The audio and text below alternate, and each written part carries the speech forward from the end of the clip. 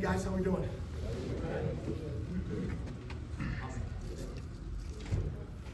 So first of all, like always, I want to thank you guys for coming out and covering Penn State football. We don't take that for granted. Thought we had a really good crowd. I'm not sure what the numbers were like, but I thought it was a really good crowd. Weather held up really good for us. That was really the first time for us to get to Beaver Stadium this spring, which is unusual. We usually get in at least 3 times, in 5 weeks throughout the spring ball calendar. And I thought for the most part, our guys handled it well. Overall, it's hard for me to say until I watch the tape. I'm trying to it's different when you're watching one team. I'm trying to watch both teams and kind of manage it all in my mind. But I did think we had too many pre-snap penalties on offense. I know it wasn't extremely loud, but we hadn't done any noise during spring ball, and I think some of the young players got affected by that. So on the offensive line, we had too many of those. I think Amin Vanover's a pretty cool story for us. I think he's going to have a huge year for us, and he's a guy, in my opinion, that's done it the right way. It hasn't always been easy for him or us. His journey has been challenging at times, and he's really stuck it out, and just got better and better and better and better. I think he's going to have a really big year. I'm really proud of Amin. I thought Jameel Lyons flashed today. I think he's got a guy that's got a bright future. You guys saw some examples of that last year. I think we'll continue to see that. I thought we had 15 really physical, competitive practices. I thought today was good. Got a lot of work in, got a bunch of situations covered. At the end of the game there, you guys don't know this, but we're talking on the headset. We're saying, okay, let's treat this 2-minute situation like we need a field goal to win the game, or let's treat this 2-minute situation like we need a touchdown to win the game. So we were operating. I called a timeout, which I think was probably confusing. When the offense was on maybe like the 7-yard line coming out in the 2-minute situation, that was actually a timeout for the defense, which confused the quarterbacks because the board was still showing 2 timeouts. But I thought it was really good. It was a physical 15 practice. We were able to stay healthy today, which I thought was really good. A couple other notes that we kind of wrote down. I want to make sure that I cover with you. Didn't think we started fast enough on offense. Again, we start the game with a true freshman offensive lineman jumping off sides.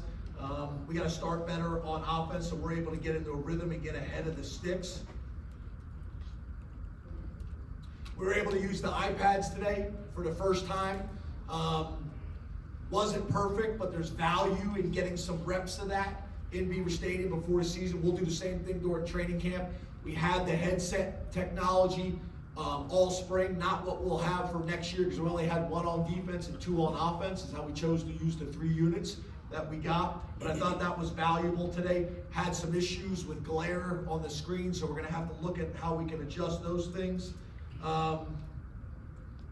Too many 3rd and longs. Like I said, we got off schedule. But overall, I thought really good. And I was pleased with how our spring, we laid a foundation to go into summer camp with really good competition. Really next on the schedule is all the players will meet with their position coaches Monday, all day Tuesday, and then half of the day on Wednesday. Then the coaches will hit the road and travel Wednesday night to go recruit. I'll start my meetings once they're done, their meetings with their coaches. I'll meet with every player on the roster. It usually takes me about 3 weeks to knock that out, half hour per player. And that will be valuable as well. As we know with what's going on with college football, this could be an interesting couple weeks for everybody in college football. We just had a discussion about that in the locker room as well. But I'm pleased. I'm pleased with where we're at. We do got some work to do, obviously, between now and summer camp in West Virginia. But I like the foundation that we laid this spring. So I know that was long, but I do open it up to questions. We'll start with Mark and Rich. Is this something new? Yes, it is. Very nice. Did I see that? That's your KeAndre glasses. Yes. There you go. Mark. James, Neil and Dave weren't here, so you didn't have to explain the timeout thing. Wonderful. Hey, in all seriousness, by way of housekeeping, can you give us an update on KeAndre's status with the program, given some of the reports that are out there? We saw he was on a roster, but he Yeah, I'm really happy to talk about any of the guys that played in the game today and are in the locker room. Besides that, I don't have a whole lot to tell you. James, what have you seen this spring that would make you very comfortable going into the season with this group of wide receivers? Well, I think like you saw today, a bunch of guys touched the ball and made plays. We were able to distribute the football around. I've had all the faith in the world in our wide receivers in terms of talent and ability. We got to take the next step. And I saw them take a step this spring. We're going to need to take another step this summer. The positive thing is you can really improve defensively and offensively in the passing game over the summer. It's hard to do that in the run game. I think we're going to be very specific on the things we're working on and how we're training and developing. But we have the talent in the room. The reality is we got to take this next step, and we got to do it on a consistent basis, and we got to make plays against all the people on our schedule. So all those guys are in the locker room for a reason. We have belief in those guys. We believe they're ready to take the next step. I think Trey was a good example today. Him getting hurt last year was significant. So having a healthy Trey back is helpful too. Tyler and then Riley. Thank you, appreciate it. Hey, James, over here. Hey, Tom. Quinton Martin, a couple touchdowns today, limited carries, but he made the most of them. Just curious how you would kind of describe his first semester, his first spring ball experience with you guys, and kind of what it means for him moving forward into the summer. Yeah, you guys don't get to see this all the time, but he has some bumps and bruises, so he missed a decent amount of time this spring, so I don't have a true evaluation. What I will tell you is he's an awesome kid. He's learned the offense really well. I do think he's got really good vision. But I think between now and West Virginia, he's got a lot of work to do, and I think he'll do it. I think he'll have a chance to be, competing to be in that rotation in training camp. Cam, I thought, had a really good spring as well and was out there more to be evaluated. But that's one of these things that all of our guys got to understand. Like, the number one ability in football is availability. They got to be out there to be developed every single day, and they got to be out there to be evaluated every single day. So I would have liked to see more out of him, but I do think there was a foundation that's been laid with him that will allow him to make significant progress this summer and be able to go into training camp and legitimately compete. Riley and Tom. Hey Coach, just kind of take us through the decision not to have Nick and Kaytron out there today. So one of those guys, like a number of guys in our roster, we make decisions, no different than we did with Olu Fashanu last year. And then another, so Nick, that was that decision. And then with Kaytron, Kaytron had some bumps and bruises that didn't really allow him. I think if you came to this spring practice, I'm not sure if you've been at the weekly press conferences and out in practice, but Kaytron, didn't go this spring. So nothing that is going to be a problem this summer for summer training. Nothing that's going to be a problem for next year. But I don't think it's probably a surprise to really anybody in here, because I don't think you guys saw him in any of the practices you came to either. So and Nick, we make modifications. He got a little banged up this week in practice, but we were going to modify him. Spring ball for a lot of guys is an opportunity to move up and be evaluated, but also guys that we feel like have established themselves, especially when we got to figure out who the third back's going to be for next year. That was really kind of the main focus. So we're strategic about that every single year, where guys are at in the program and how established they are. And even when they take reps, we modify some of those guys' reps to get the other guys. Like, to be honest with you, you guys know that Drew Shelton, didn't go this spring. Well, that was really valuable for Rucci and Jabin. They got 1,000 reps this spring, which was great. So some of it is strategic, and some of it's just how things play out. Stopper the pickle. James, how comfortable are you with the state of the wide receiver room right now, specifically the top depth chart? Okay, I thought I already answered that. The wide receivers in general. Okay, I love our wide receivers. They have a bunch of talent in the room. I think they got a chance to take the next. I think they got a chance to take the next step. I believe they're going to take the next step.